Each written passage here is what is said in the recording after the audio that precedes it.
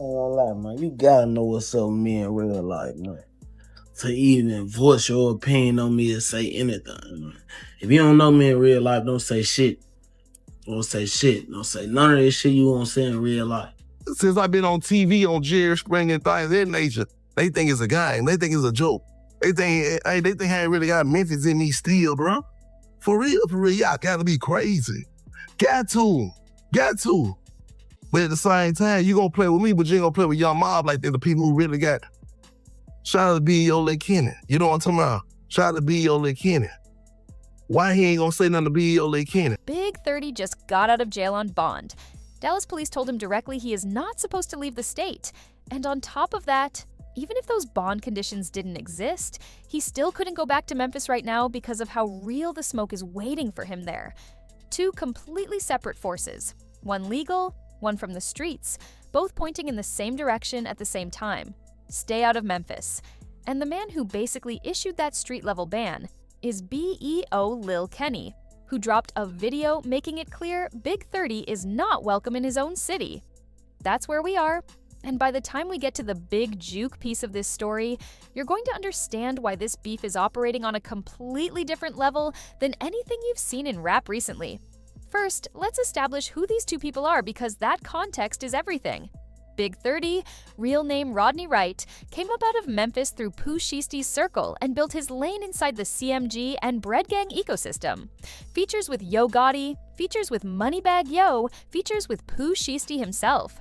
That is the actual core of modern Memphis street rap, and Big 30 has been moving inside that circle long enough to earn genuine respect from all of them.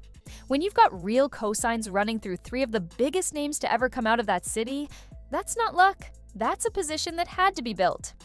BEO Lil Kenny is signed to Quality Control, same label that built Migos, Lil Baby, City Girls.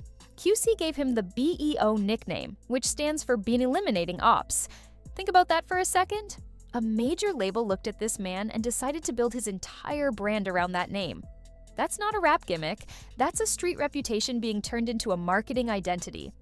What makes Kenny's story even more unusual is that he recorded his debut tape from federal prison, building a following, generating buzz, getting his music out while he was still locked up behind a federal sentence. Most artists need tours and appearances to build a fan base. Kenny built his without any of that. So right away, you've got two people from the same city, both with real street credibility, but running in completely opposite lanes with completely different loyalties. And in Memphis, that matters more than almost anywhere else. Now here's where the beef actually starts, and you have to go back to 2021 to understand it. When Young Dolph was shot and killed at a cookie shop in Memphis in November 2021, it didn't just devastate the city emotionally, it fractured the entire rap scene. Friendships that had existed for years dissolved overnight. Crews that used to be cool with each other stopped speaking. Loyalties got tested and realigned in ways that are still playing out today.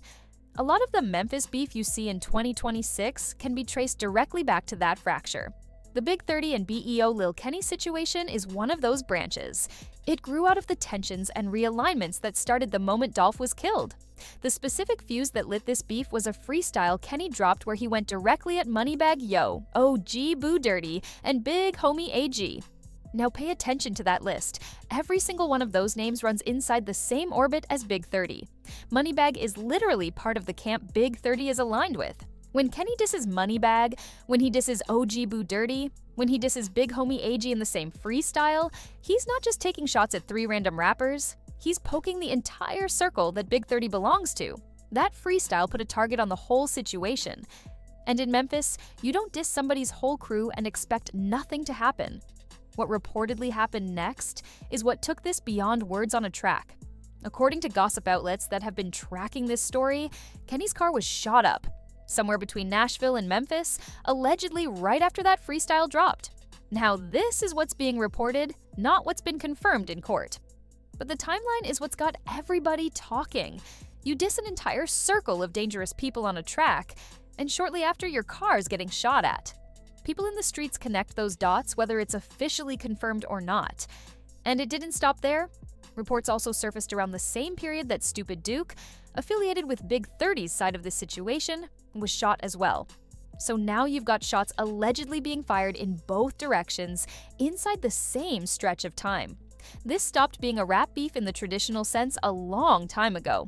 This is real bodies getting shot at, real cars getting hit, real danger on both sides. That's what Memphis street politics actually looks like when it reaches this level, but none of that, not the freestyle, not the car shooting, not the back and forth, is the biggest piece of this story. The biggest piece is this. BEO Lil Kenny has reportedly been named in connection with the 2021 murder of Big Juke. If you don't know who Big Juke is Yo Gotti's brother.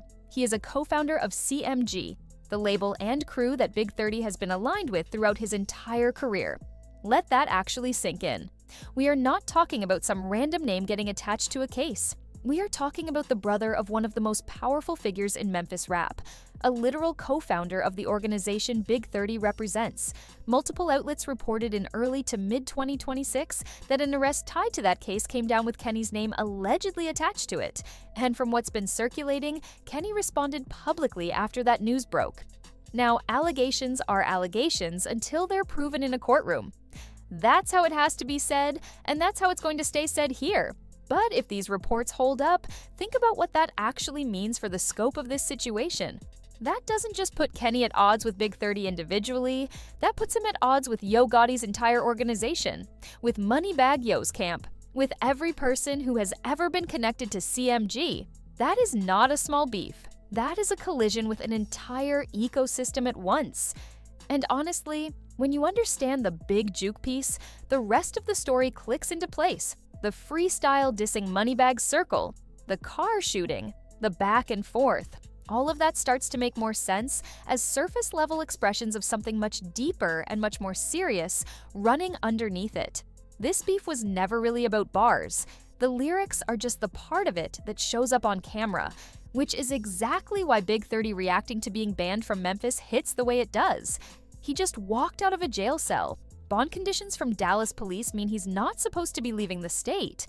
And even if he had zero legal restrictions on his movement, the situation waiting for him in Memphis right now, connected to his own circle, to the CMG world, to everything tied to the Big Juke case, means going back right now would not be a smart move regardless of what any paperwork says.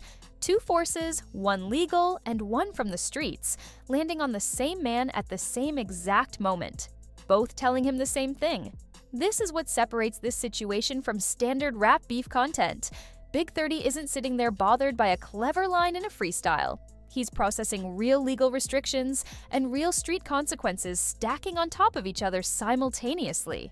That's a completely different weight, and you can hear it in his reaction. This isn't somebody performing outrage for the camera. This is a man who understands exactly how serious the situation actually is. The question going forward isn't whether this gets squashed with an apology or a peace video somewhere down the line. When you're talking about something allegedly connected to a murder case involving Gotti's own brother, that's not the kind of thing that fades out. That follows people. That kind of weight doesn't just disappear because someone decides they're done beefing. So, when you're watching Big 30 react to being told he's banned from the city that made him, understand what you're actually seeing. You're watching the intersection of a federal bond, Memphis street politics, a murder case, and a decade of loyalty to a circle whose co-founder is allegedly at the center of all of it. Colliding on one man at one moment in time? That's the full picture. From the Young Doll fracture in 2021 all the way to right now. Drop a comment. Do you think this beef ever gets resolved, or is it too deep after everything that's allegedly happened? And if you're new here, subscribe because we break down every layer of Memphis rap before anybody else does.